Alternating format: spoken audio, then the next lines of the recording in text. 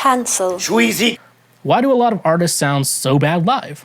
Alternatively, why do some artists, for example, Kelly Clarkson, Adele, contestants from singing shows like American Idol, sound as good or even better live? So, a lot of things. I'm somewhat of a music producer myself, or a musician myself, so I guess I'd be perfect to tell you why this is the case. What I will say, so let's go into what a live performance is. So, with a live performance, like you're talking about, it's not like you don't get to start over without it being super apparently obvious that you are starting over. So you don't start over, so you have to do take. And no performance, no matter how many times you practice and how good you are, is perfect. Like you can always nitpick, even like you sing one song once.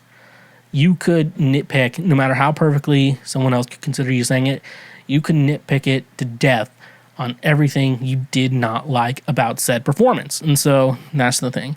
But when you have artists like Adele, Kelly Clarkson, even like Ariana Grande, shit like that, they have been, they're well trained, good singers, and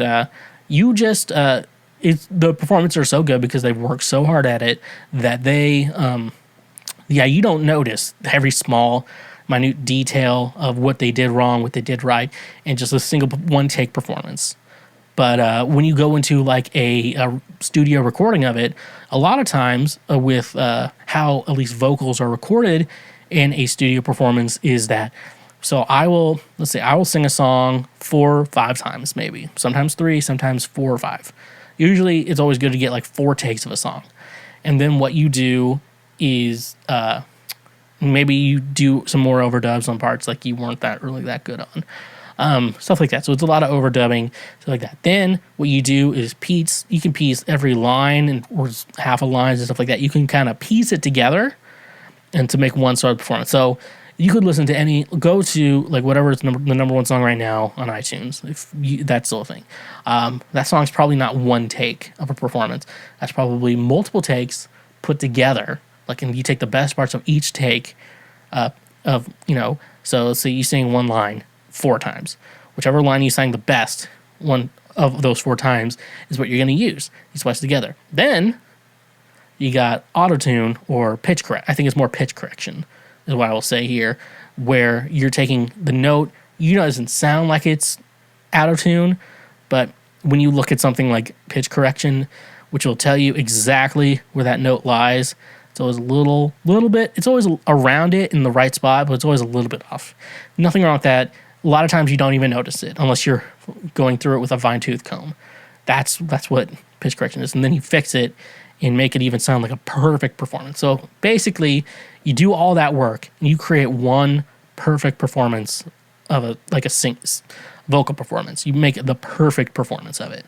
And so there's a difference between putting 4 great performances, slicing them together to make one great performance, and then tuning that to make it sound perfect, versus singing something once. Singing at a level Adele, Kelly Clarkson, or even me, obviously, because I'm like, we all know I'm the best. Takes a lot of work, and, you got to work hard for that to even sound one good live performance. So that's kind of the big difference on why sometimes a song sounds really good live versus why a studio recording sounds a lot better. And I try not to shame anyone, unless you're maybe Megan Trainor. I'll shame her because I don't like her. And yeah. Hey, you just finished one of the many, many highlights from Cancel Schweezy. We got plenty more on the channel, so make sure you hit that subscribe button. And if you like what you just watched, go ahead and smash that like button as well. Go subscribe for more so we can teach you how to be a better human in our world. So yeah, stay awesome.